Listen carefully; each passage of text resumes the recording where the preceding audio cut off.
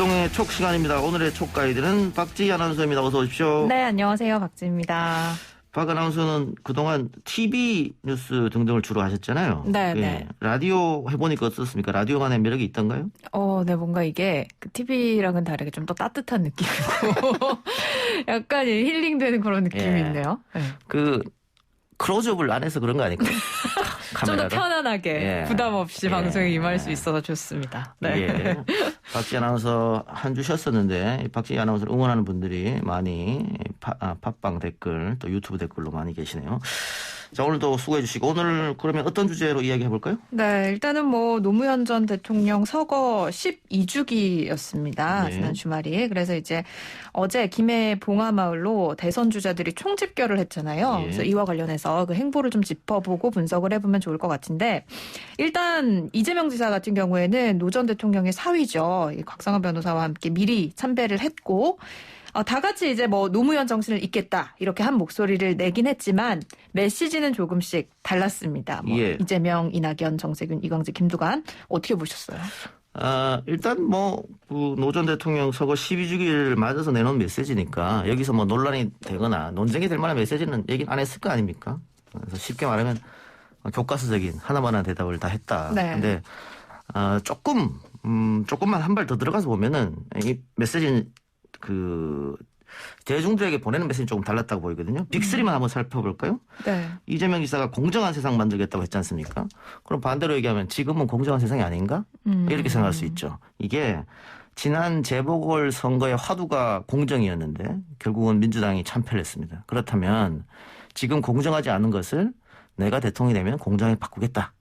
그러니까 민주당의 아킬레스건인 공정을 내가 내세우겠다. 내가 만회할 수 있다. 이것은 결국은 보이지 않는 차별화를 이야기했을 수도 있다. 그러니까 문 대통령과 함께 가지만 그나마 내가 좀 더 나을 수 있다. 이런 차별화. 그러니까 겉으로 봐서는 교과서적인 대답이었습니다만 약간 달랐던 메시지였다 보고요.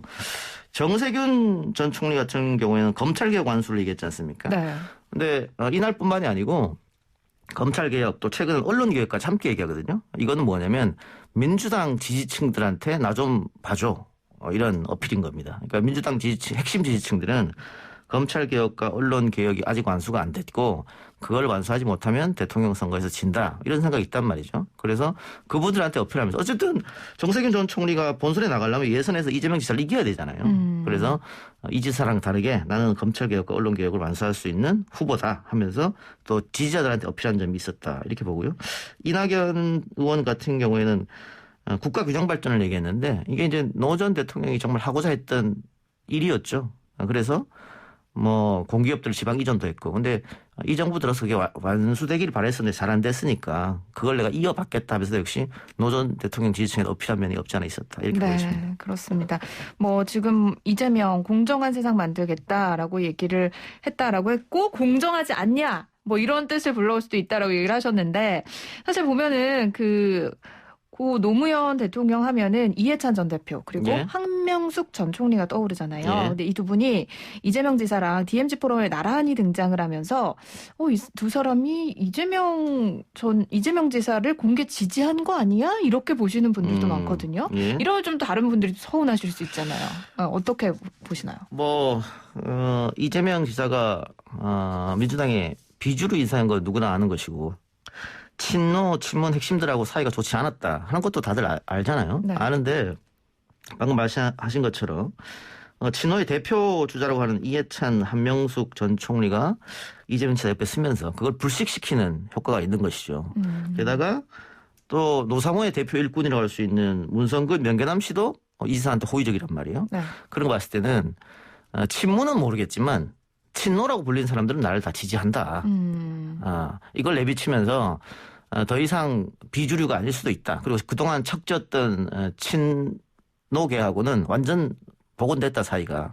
이런 걸 어필할 수 있어서 이 지사한테는 천군만마를 얻은 거나 다름이 없다. 그렇게 보여지는 겁니다. 네, 뭐 이낙연 그리고 정세균 총리가 좀 서운해하지 않을까 이런 생각도 좀 듭니다. 이해찬 전 총리라든가 뭐 문성근 씨라든가 이분들은 주자가 누구냐 이것보다 네. 누구를 통해서 민주당이 승리하느냐 정권 재창출을 그렇습니다. 할 수 있느냐. 그걸 더 보기 때문에 네. 뭐 비주류고 친노 친문과 친하지 않은 사람이라고 하더라도 이재명이 지금 봤을 때는 제일 경쟁력 있어 보이잖아요. 네. 그래서 이재명 쪽에 손을 내민 거 아닌가 그런 생각이 들어요. 될 만한 사람을 지지한다. 뭐 이렇게 봐도 될까요? 아니 뭐 될 만한 사람이 하면 좀 그렇고 네. 본선 경쟁력이 강한 사람이라고 합시다. 알겠습니다. 뭐가 비슷한 말인 것 같긴 한데. 예. 그리고 이제 어제 양정철 전 민주연구원장도 봉하마을을 찾았는데 이 양 원장이 다음 대선에서 어떻게 좀 활약을 할 거라고 보세요? 하고 싶겠죠. 예. 이게 할 수 있느냐가 문제죠. 근데 양 전 원장이 민주당의 뭐 제갈량처럼 했었지 않습니까? 네. 지난 총선도 승리로 이끌었고 그런 걸 하다 보면 본인은 이제 더 이상 정치권에 뭐 선거에 나서지 않겠다고 말은 해도 주위에서 가만히 두지도 않고 그 달콤한 매력이 있거든요. 킹메이커의 매력. 네. 김종인 위원장도 지금 그래서 계속 그러고 있잖아요. 그 지역에서 벗어나기가 어려워요. 그래서 이재명 전 지사하고도 양 전 민주연구원장이 뭐 최근에 만났다는 얘기도 들리지 않습니까? 네. 아마 그렇게 해서 양 전 원장이 나름대로 자신의 입지를 좀 구축하려고 할 생각이 아마 있을 겁니다. 이 작가님은 킹메이커 안 하십니까? 저요? 저는 방송에 열심히 하겠습니다. 알겠습니다. 자, 뭐 이재명 지사 얘기가 계속 나오는데 지금 지지율이 1위를 달리고 있기 때문에 가장 많이 좀 주목을 받는 것 같습니다. 그래서 이제 본격적으로 경선에 들어가게 되면 이 지사를 견제하는 차원에서 다른 후보들 간의 합종 연행이 있지 않겠느냐 이런 얘기가 나와요. 그래서 2위 이하의 후보끼리 뭐 단계적으로 좀 단일화를 하는 그런 방안을 얘기를 하는 것 같은데 오늘 보니까 뭐 기사까지 나왔더라고요. 후보 적합도를 계산을 해가지고 이재명 33.8이고 이제 비이재명이 모두 단일화를 하면 29.1 정도 나와서 큰 차이가 나지 않는다. 이런 얘기가 있는데 이런 부분에 대한 가능성은 어떻게 보세요? 합종 연행은 어떤 선거에나 있기 마련인데 지금 그 기사를 이재명과 비이재명 뭐 그렇게 나눠서 하는 건 사실은 분석에 아무런 의미가 없는 거고요. 네. 뭐 그렇게 합종 연행 한다고 비이재명이 다 그러면 이재명 안 찍느냐 그건 아니잖아요. 예, 의미가 없는 건데 다만 빅3라고 하잖아요, 지금. 빅3라고 하고 나머지 후보들 뭐 김두관, 이강재, 뭐 임종석 전 실장도 나올지 모르겠습니다만 뭐 추미애 전 장관 이야기도 나오고 있고요. 그런 분들은 또 3그룹이라고 표현하긴 하던데 어쨌든 이재명이 너무 앞서 나가고 있기 때문에 계속 이렇게 가면 합종 연행이 있을 수밖에 없다. 특히 9월 경선이 이제 거의 확정적이거든요. 11월로 경선을 연기한다는 것은 이제 조금 물 건너간 이슈가 된 것 같고 그렇다면 시간이 지금 3, 4개월밖에 남지 않았는데 3, 4개월 안에 지금 후발주자들이 이재명을 위협할 수 있는 지지율을 끌어올리느냐. 그건 좀 어렵다고 보고요. 그렇다면 합종 연행 가능성이 있다. 특히 이낙연, 정세균 전 장관들은 지역 기반이 겹치지 않습니까? 호남으로. 그러면 이재명 지사는 영남의 경기를 지역 기반으로 하고 있는데 이렇게 두 사람이 나눠 먹으면 불리하다고 판단되면 호남을 지역 기반으로 하는 후보 한 명이 나올 수밖에 없겠다. 그럴 가능성도 있는 것이죠. 네, 그렇습니다.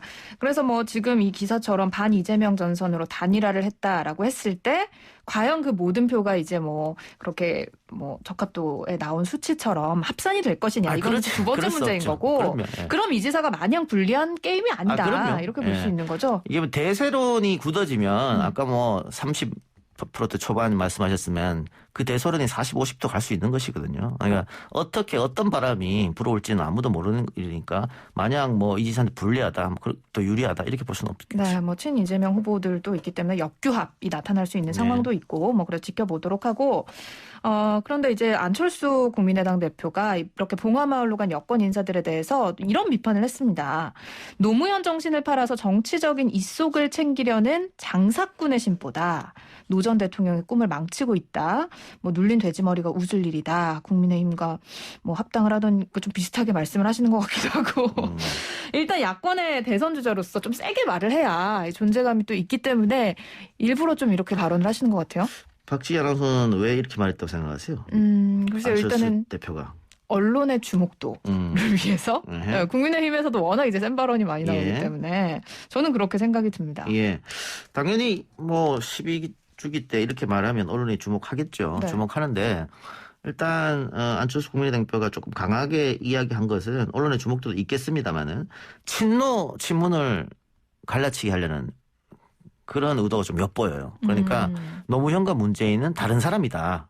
그 전에 사실 국민의힘이나 안철수 대표나 노무현 전 대통령 비판도 많이 했지 않습니까? 네. 근데 최근 들어서 노 전 대통령 비판하지 않아요. 그러면서 노 전 대통령은 정말 훌륭한 정치인이었고 지역 발전, 균형 발전을 위해 노력했고 지역 감정을 타파하기 위해 노력했고 그의 꿈은 훌륭하고 위대한 거였는데 네. 왜 문재인은 그걸 계승하지 못하느냐 이렇게 비판하는 거지 않습니까? 그래서 민주당 내의 지지자들한테도 분열을 불러일으키는 그런 목소리 강합니다. 그래서 국민의힘이나 안철수 대표나 계속 똑같은 워딩으로 지금 나오고 있거든요. 네.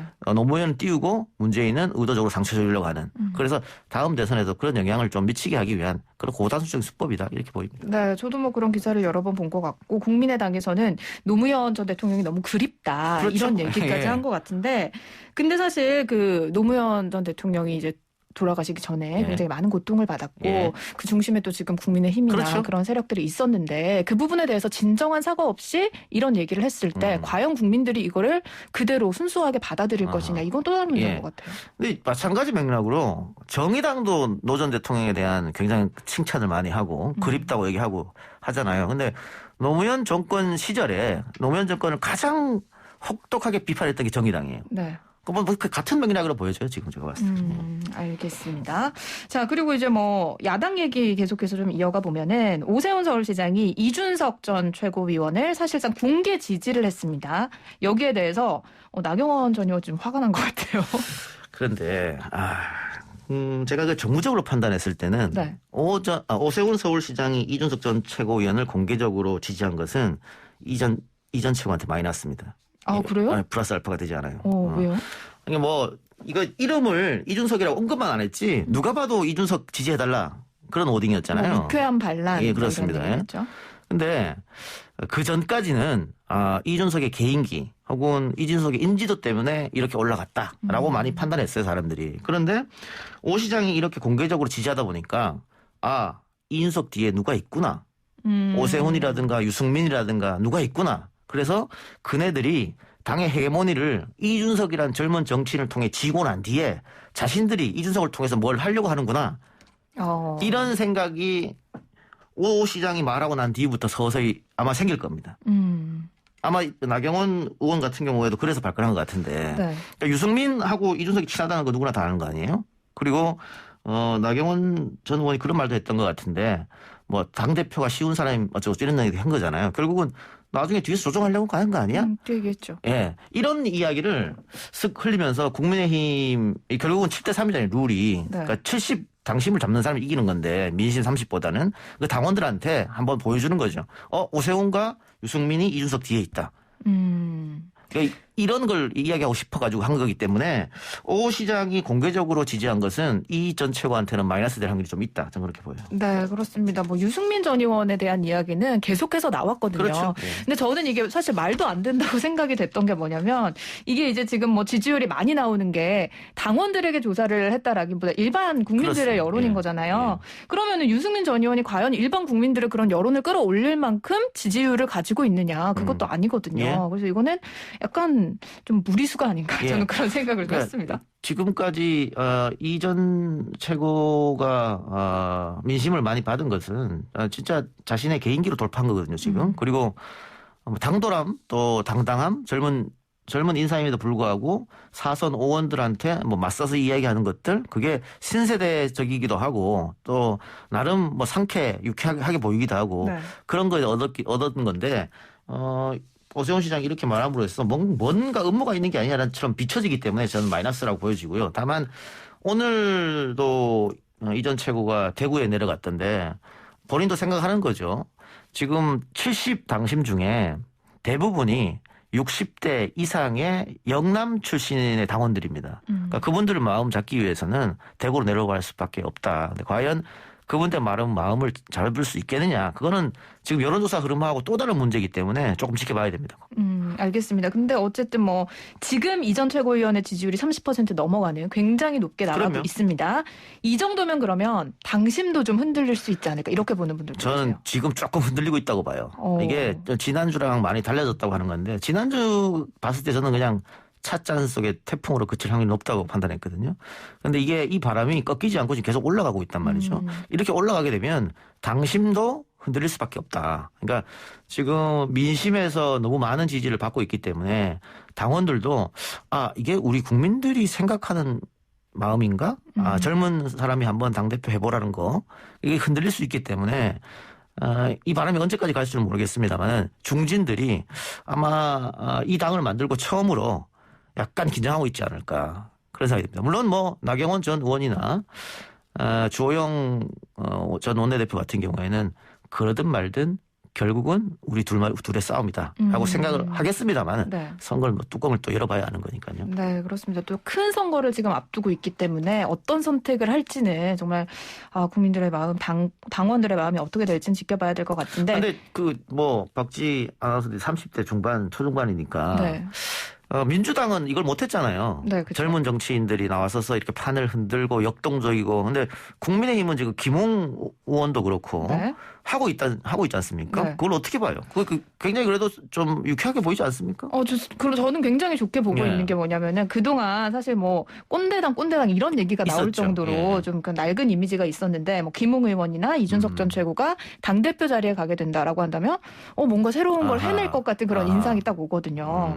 그렇기 때문에 이게 1차 컷오프가 이뤄진 후에 뭐 초선이든 중진이든 다들 단일화 움직임을 보이면서 본인들이 이제 생각하는 후보를 당대표로 만들기 위해서 노력을 굉장히 할 것 같은데 이 부분에 대해서는 뭐 어떤 단일화 움직임이 있는지 지켜봐야겠죠. 그렇죠. 또 아까 얘기한 선거 전에는 합종 연행은 무조건 있을 수밖에 없습니다. 그래서 어떻게 합종 연행을 하느냐.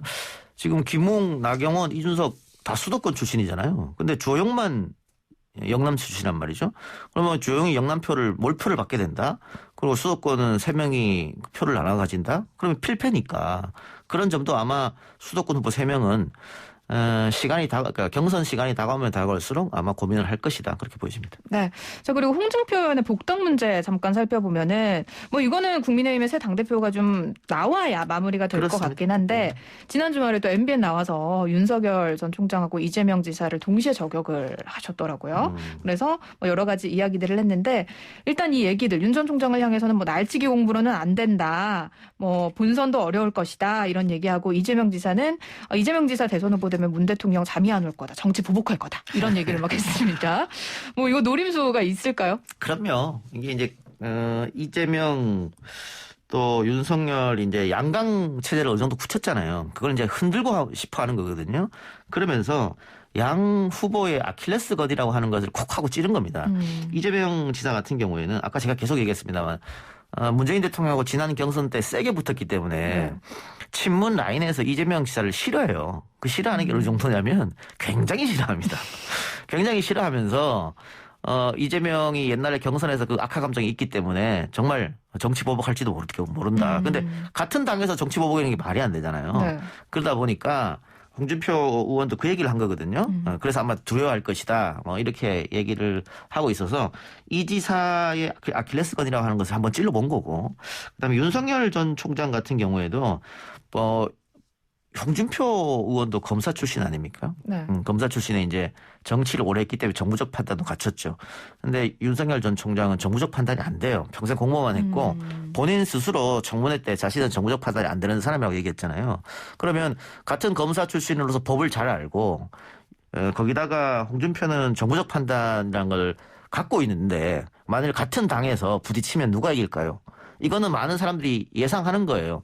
윤석열이 국민의힘 당으로 들어가면 홍준표한테 아마 판판이 깨질 것이다. 뭐 토론이든 아니면 언론 플레이든 뭐든지 간에 그렇죠. 그 얘기를 많이 했기 때문에 홍준표 의원도 그걸 알아요. 그래서 내가 무섭냐? 이렇게 얘기를 한번 던지는 거죠. 그래서 이 두 사람의 아킬레스건을 던지면서 두 사람의 대항마는 나다.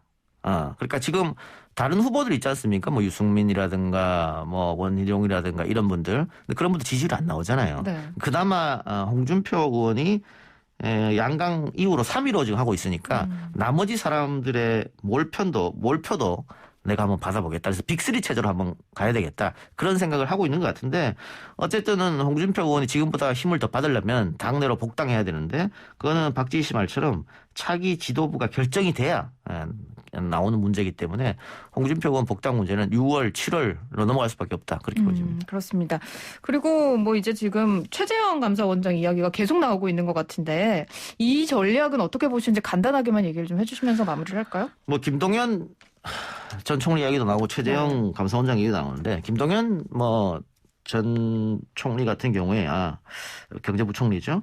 뭐 야인을 오래 했기 때문에 문제 없다. 다만 최재형 감사원장은 지금 얘기가 나오면 안 돼요. 왜냐하면 감사원장의 가장 중요한 게 중립성 아니겠어요? 네. 근데 내년 1월까지 임기도 남아 있는데 지금 야권 대통령 후보로 거론되면 지금까지 최재형 감사원장이 했던 감사가 정치적인 감사로 변질될 수 있어요. 그거는 윤석열 전 총장도 갖고 그렇죠. 있는. 아킬레스건이죠. 네. 예. 그러니까 지금 최재형 감사원장이 후보로 거론되는 것은 적절치 않다. 예. 이렇게 말씀드릴 수 있겠습니다. 네, 알겠습니다. 자, 오늘 뭐 일단 여러 가지 이야기 또 알차게 나눠봤습니다. 예. 이동영의 초 여기서 마무리를 하면 될 것 같네요. 박지신 다음 주에 뵐게요. 네, 감사합니다.